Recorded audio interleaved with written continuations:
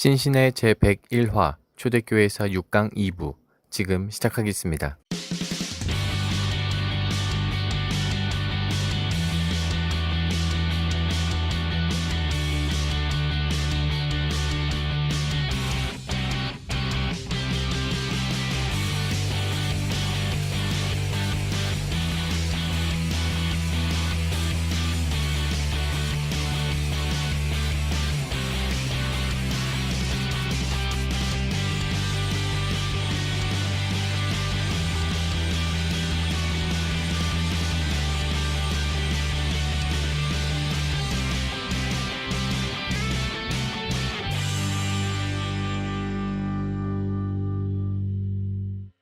어쨌든 그런 이제 교리적인 문제까지 하는데 전방위로 지식인들이 공격한단 말입니다. 네. 그러면은 이거 상당한 문제잖아요. 네. 그래서 기독교는 처음에 일방적으로 당한 거예요. 그냥 무차별로 그냥 막 당했구나요. 예, 준비가 안 됐으니까. UFC 아세요? 네. 갑자기 생각나서 제가 말씀드리는데 네. UFC에 보면은 그 브라질 주짓수가 무차별로 도장 깨기를 했잖아요. 네. 그래가지고 처음에 UFC 규칙이라는 게 무규칙이었어요. 그래가지고 막 태권도, 네. 가라데, 쿵푸, 레슬링, 뭐 권투, 주짓수, 유도 다 나왔었죠. 근데 한 3회까지인가? 제 기억이 정확하지는 않습니다, 네. 여러분. 근데 어쨌든 한 2, 3회까지는요. 주짓수가 다 섬멸해 버린 거예요. 네네. 무슨 얘기냐면 저쪽은 준비가 전혀 안 된 거죠. 지금 주짓수만 갖고 가면은 한 30초 안에 박살날 겁니다. 무차별적으로 처음에는 그냥 공격만 그렇죠. 당하고. 주짓수는 준비가 돼 있었던 거죠. 그 관절기를 네네네. 가지고. 근데 뭐 그 다른 무술들은 전혀 그런 그런 거예요. 배경 지식도 없었고 자기 무술이 최고인지 알았었고. 근데 이제 주짓수라는 강력한 진보된 무술을 만나면서 초전박살이 난 거죠. 네. 그게 아마 UFC에서 한 2, 3회까지 그렇게 됐을 거예요. 네. 그리고 나서는 이제 그게 불가능하게 된 거죠. 왜냐하면 저쪽도 관절기 기술도 준비하고 그래서 이제 타격이 굉장히 생각보다 중요했어요. 관절기 기술이라든가 레슬링 기술을 갖추면 타격이 엄청난 효력을 갖춘다는 걸 알게 된 거죠. 근데 이걸 다시 이제 되돌려가지고 기독교로 얘기하면은요 준비가 안 된 거예요. 왜? 일단은 지식인이 별로 없어요. 그렇겠다. 지식인이 없으니까 뭐 대응하기가 어렵고 왜냐 초기에 기독교인들 대다수가 뭐 소외 계층이고 네. 하층이고 여자도 많고 노예도 많고 어린애도 많고 지식층도 있었지만 소수고 네. 공격에 대해서 상당한 준비 기간이 필요한 거죠. 네. 점차적으로 기독교가 이제 성장하면서 상층부도 넓고 지식인들이 이제 자리를 차지하면서 대응할 수 있는 힘이 생긴 거예요. 그래서 거기에 대해서 이제 대응하면서 나온 사람들, 기독교를 변호하러 나온 사람들을 우리가 이제 변증가라고 하는 겁니다. 2세기에 네. 변증가가 되게 많아요. 물론 3세기, 4세기도 다 있습니다. 네. 변증가는 이제 지속적으로 등장하고 이들이 기독교 교리도 옹호하고 그 다음에 기독교가 당하고 있는 어떤 사회적 인식도 불식시키는 이제 책을 많이 쓰는 거예요. 근데 한편으로 이렇게 생각하시면 돼요. 왜 지식인들 사회적 상층부가 저렇게 민감하게 기독교에 반응했을까? 네. 그거는 지식인들 사이에서 기독교인 개종자가 많이 있었던 거예요. 그렇죠. 뭐 상층부에 파고들어서 거기에서 뭔가 변화가 있으니까 사람들이 위기의식을 이제 느낀 그걸 거죠. 누르려고 하는 거였겠죠. 그렇죠. 네. 신천지가 교회에 들어오니까 교회 엄청 음. 민감하게 반응해 버렸잖아요. 밖에만 있을 때는 크게 신경 안 네, 썼었는데 네. 예, 그렇게 보시면 되고 또 변증가가 필요한 이유는요. 그런 외부적인 것보다 내부적인 것도 있어요. 왜냐하면 그런 책을 써가지고 내부를 단속하는 겁니다. 약간 강화. 강화, 레벨업. 정체성 강화, 네. 레벨업이죠. 그러니까 교리 교육도 시키고 정체성도 강화하는 측면이 있죠. 그렇죠. 네. 그래서 변증가가 없었으면은 기독교가 오늘날과 같은 이제 세계적이고 고등한 종교가 됐겠는가? 못 됐을 가능성도 있죠. 그리고 아까 말씀하신 것처럼 너네들은 합리적이지 않고 너희들은 좀 비상식적이야라는 공격이 당연히 있으니 어떻게 하면은 우리가 합리적인 종교고 너희가 생각하는 것이 아닐까라는 논리정연한 대답이 필요한데 그거를 할 수 있는 사람들이 막 등장하기 시작했다라는 그렇죠, 거죠. 그렇죠. 예, 그래서 변증가들이 이제 기독교 교리를 이제 체계적으로 만드는 거죠. 소위 겁나 똑똑한 사람들이었겠네요. 그렇죠. 예. 그리고 이제 그 사람들 때문에 기독교 신학의 체계가 이제 세워지게 된 거죠. 근데 이제 그런 선교적 상황이잖아요. 네. 그리고 대응하는 상황에서 그리스 철학은 되게 중심적인 문제가 되거든요. 네. 그러니까 예를 들면 조선에 온 선교사들이 유교를 고민해야 되듯이 기독교는 좀 다릅니다. 우리 개신교는 아시다시피 이제 유교적인 어떤 토대가 거의 무너질 때 왔잖아요. 그렇죠. 네네. 예, 그래서 유교를 사실 별로 고민을 안 했어요. 유교는 뭐 우상 숭배한다. 뭐 쉽게 생각해 버린 거죠. 근데 이제 천주교는 아니에요. 천주교는 그렇죠. 그보다 100년 전에 왔는데 그 100년 전만 해도 유교적 토대가 아주 강했거든요. 그래서 이제 천주교 지식인들 네. 예, 천주교와의 관계에 고민해야 되듯이 이 당시 이제 변증가들 기독교인들은 그리스 철학을 어떻게 상대해야 되는가 예, 고민할 수밖에 없었던 거죠. 갑자기 번외 질문인데 기독교가 개신교가 들어왔을 때는 마치 네. 소수였는데 음. 막 초능력자들 들어와가지고 힘이 그때는 예를 들어서 한국 전쟁 이후에 막 선교 전략으로 막 쏟아 들어왔을 때 자금도 있었고 그리고 미국이라는 나라를 통해서 들어왔기 때문에 좀 기독교가 소수긴 했지만 더 힘이 더 있었던 것 같은 느낌이 좀 드네요. 해방 후에 유교보다는. 네. 해방 후에 네. 그 그렇게도 좀 분석이 가능해요. 해방 후는 완전히 그 서구와의 물결이 대한민국을 장악했어요.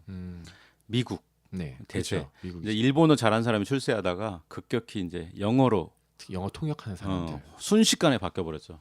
그러니까요. 일본어 쓰는 사람은 이제 별 의미가 없어지고 완전히 이제 영어 구두 딱 끼어도 영어만 잘하면 이제 출세하는 그런 시대였기 때문에 그러니까 이제 초대교회 당시 상황과 한국 그 당시 해방 이후의 당시 상황을 좀 비교해 보자면은 이게 좀 선교 전략이 다르다 이렇게 볼 수 있을 것 같아요.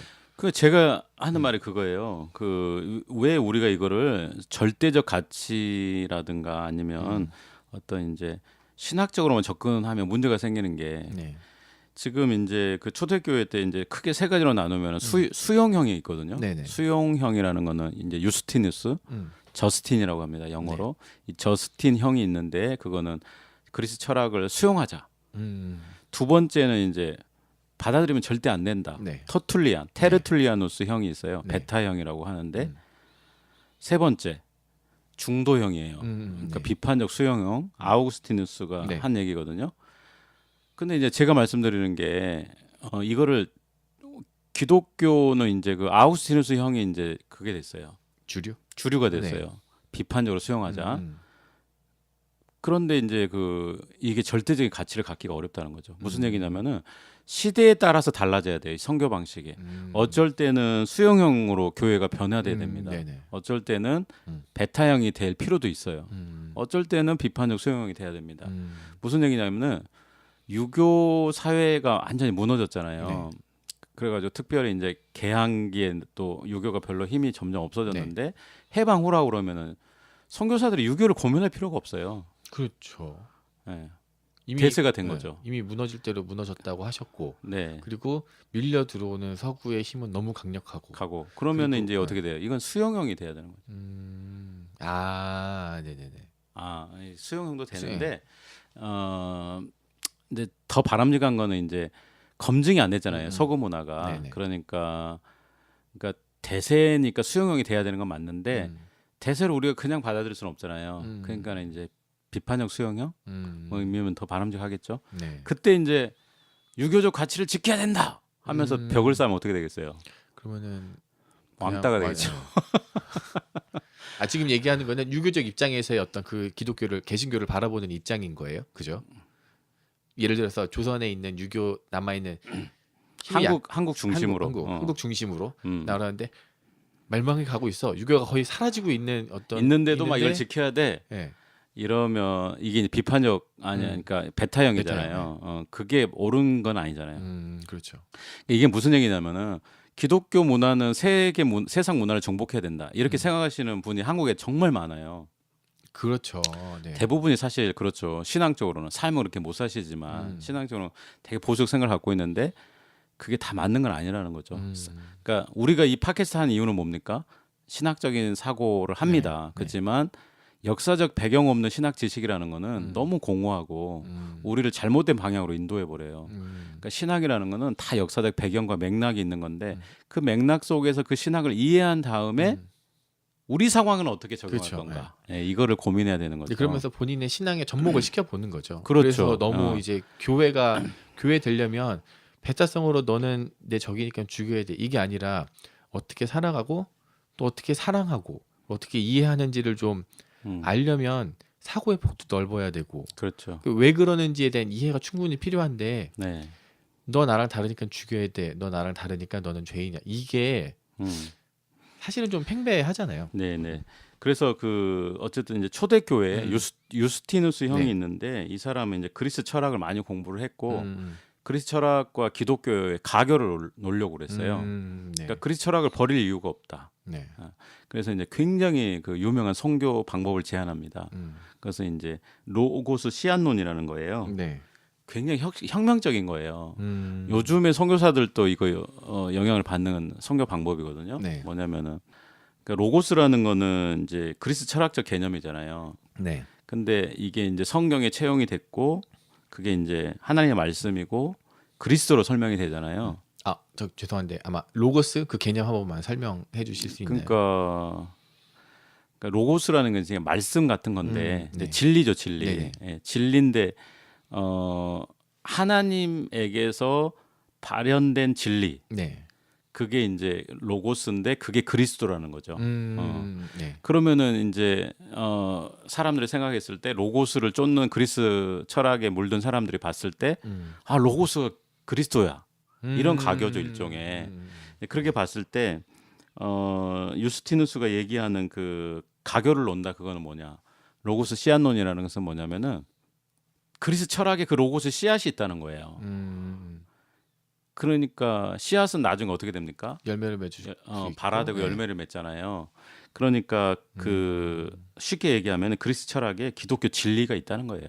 그러니까 기독교 쪽에서는 그 로고스가 예수 그리스도 이렇게 생각할 수 있고 근데 그리스도라고 생각하지는 않지만 로마 문화에는 로고스라는 개념이 있고 어떤 절대적인 진리 이런 것들의 개념이 있었는데 이 유스티누는 그게 사실은 이제 하나님이 뭔가 거기다가 심어 놓은 거고 그거를 우리가 배울 필요가 있다는 거죠. 쉽게 얘기하면 그리스 네. 철학에는 가르침이 있잖아요. 근데 그 가르침이 다 진리는 아니더라도 진리의 요소가 있다는 거예요. 쉽게 말해서 좀 그냥 다르게 볼 수 있지만 사실은 같은 거다. 그래서 우리가 이거를 좀 채용하고 알려줘야 된다. 그러니까 씨앗 같은 게 있다는 거죠.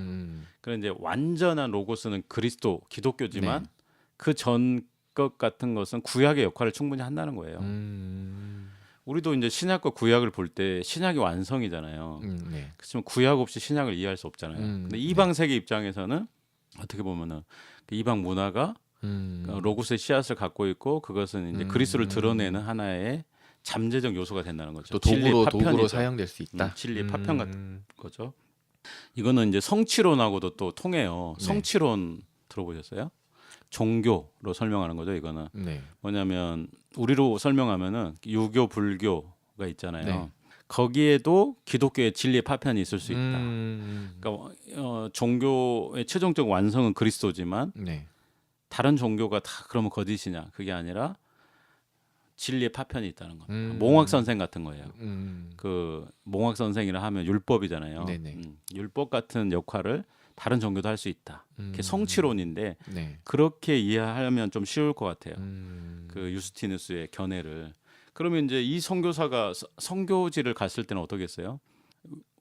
선교지의 수용하면서? 어떤 문화라든가 어떤 종교에 대해서 공부를 많이 해보겠죠.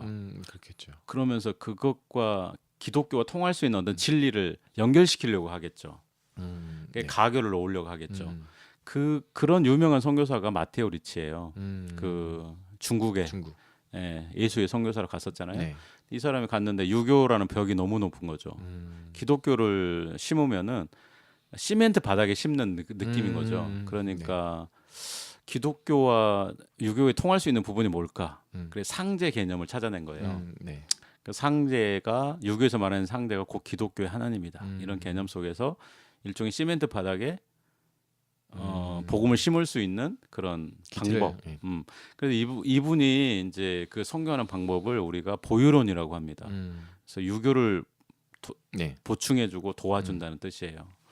예전에 그 미국 원주민 음, 선교사님을 한번 뵌 적이 있었거든요. 그러니까 근데 미국 원주민들이 종교 의식과 어떤 치유의 방법으로 하는 어떤 뭐라 그럴까 의식 같은 게 있었거든요. 그 어떤 토굴에 들어가서 찜질방처럼 만들어서 하는 그런 게 있었는데, 그러니까 그분은 그거를 그냥 그대로 가져오셔가지고 체험도 시켜주더라고요.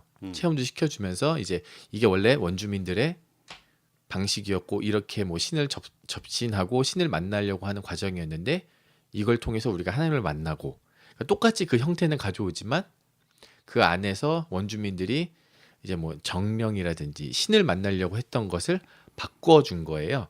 사실 이렇게 해서도 하나님을 만날 수 있다. 그러니까 형태는 똑같이 가져오지만 그 안에서 만나고자 하는 대상을 바꿔버린 거였거든요. 그렇죠. 그 우리나라 하나님이 그래요. 우리나라도 옛날에 하늘님, 하느님 네. 이렇게 불렀잖아요. 네. 하나님이라고도 부르고, 근데 그게 이제 우리 한국 사람들이 생각했던 그런 신 개념이었거든요. 그걸 선교사들이 기독교 하나님으로 바꿔준 거잖아요. 네. 그래서 하나님이 된 거잖아요. 그러니까 아마 그런 선교 전략이 네. 유스티누스의 어떤 수용형이라고 그렇죠. 볼 수 예. 있겠네요. 지금 기독교인들은 그래서 중국 기독교인들은 상제를 하나님이라고 부릅니다. 그 상제 개념을 그 마테오 리치가 제안한 거잖아요. 상띠라고 부르나요? 네, 샹띠라고 부르는데 그 샹띠 개념을 마테오 리치가 제안한 거예요. 음, 그 유교에서 믿는 하나님이 우리 기독교 하나님이다. 딱 바꿔준 거죠. 치환해준 거죠. 그리고 우리나라도 마찬가지예요. 많이 오해하시는데 하나님하고 하늘님을 되게 막 구분하시고 네. 막 거기에 신앙적인 거를 집어넣는 기독교인들이 많이 계시더라고요. 근데 이 팟캐스트 들으시는 분은 분명히 아셔야 되는데, 선교사들이 처음에 와가지고 네. 이제 그 하나님 개념을 채용했는데 그게 네. 중국에서 선교하셨던 그 선교사님들이 이제 한국어로 성경을 처음 번역했잖아요. 네. 근데 그분들이 성경 처음 번역할 때 그 우리나라 하늘님 개념을 가져온 거예요. 네네. 네, 근데 그게 이제 하늘님이라고 부르지 않고 그 당시에는 하나님이라고 불렀죠. 하날, 네. 하나님 이렇게. 네. 그것이 바로 우리 신개념이 된 겁니다. 네. 그 지금까지 온 거예요. 그러니까 다른 게 아닌데. 그거를 많은 분들이 모르셔가지고 하나님하고 하늘님은 다르다 이렇게 하시는데, 그러면은 그 맥킨타이어라든가 이런 네. 그런 선교사님들 모욕하는 거예요. 그분들이 얼마나 고민 속에서 그 그걸 신개념을 찾아내신 거였는데. 선교적 고민이 담기는 건데, 그 지금 우리 하나님 앞에 기도하면서 누가 하늘님을 생각합니까? 그렇죠. 없죠. 네. 중국 사람도 마찬가지죠. 중국 사람도 샹띠 하지만 그게 기독교 하나님을 생각하는 거지. 어떤 유교의 어떤 그런 상제를 생각하는 게 아니니까. 절대 아니라는 거죠. 예. 유스티누스 형은 그래서 선교 전략이 이래요. 뭐냐면 선교를 할 때 그 네. 지역에 너무 강력한 철학이 있다, 종교가 있다. 음. 그러면 대화할 수밖에 없다는 거죠. 그런데 이제 이것의 문제점은 뭐냐면은 그 기독교가 그리스 철학과 대화를 할 때 네. 그리스 철학이 더 보편적이잖아요. 네. 그러면은 이제 그리스 철학으로 기독교가 설명될 가능성이 많아요. 그 철학의 옷을 입고. 네네. 그렇게 되면 이제 기독교가 굉장히 철학화돼 버려요. 음. 우리 기독교 신학 있죠. 굉장히 체계적이잖아요. 네. 그리고 뭐랄까 구약에서 하나님 만나는 방식이 아니라 굉장히 좀 철학적인 네네. 느낌 많이 들죠. 이런 게 이제 그런 거죠. 음. 그게 이제 이것이 너무 심해지잖아요. 네. 그러면 이제 정체성이 희석돼요. 그리스 철학이 압도되는 거죠. 네네네. 이거 잘 그 균형을 맞춰가야 됩니다. 그러니까 우리가 선교지에서 선교지 문화와 대화한다. 네. 근데 선교지 문화에 압도돼 버리면 기독교를 전할 이유가 없잖아요. 정체성 자체가 좀 사라질 수 있죠. 사라질 수 있죠. 옛날에 그 네스토리우스라고 경교, 네. 중국의 경교가 돌았는데, 경교가 왜 사라졌냐? 그 학자들이 여러 이유 중에 하나를 드는 게 너무 토착화했다. 왜냐하면 불교, 도교가 그때 대세였거든요. 네. 불교와 도교랑 대화하다가 기독교 철학의 어떤 독특성이 사라져 버렸다. 기독교 신학에. 네. 그래서 사람들이 나중에는 아니 불교, 도교, 기독교 뭔 상관이야 이거. 뭐 다른 게 없으니까. 그렇게 도교 가나, 느껴버리는 도교 가나. 거죠. 예. 그러니까 어쨌든 그 제가 제안한 건 이겁니다. 유스티누스 형은 반드시 필요해요. 네. 그런데 언제 쓰면 제일 좋느냐? 선교할 때 너무 대세적인 종교라든가 가치관, 철학이 그 선교제 자리 잡고 있을 때 이 기독교는 대화를 시도해야 되는 거죠. 대화를 시도하지 않으면 선교 할 수가 없어요. 그렇죠. 선교 자체를 할 수가 없는 예, 거니까. 아예 맨땅에 해당하는 건데 계란으로 바위를 치는 거죠. 그렇죠. 예.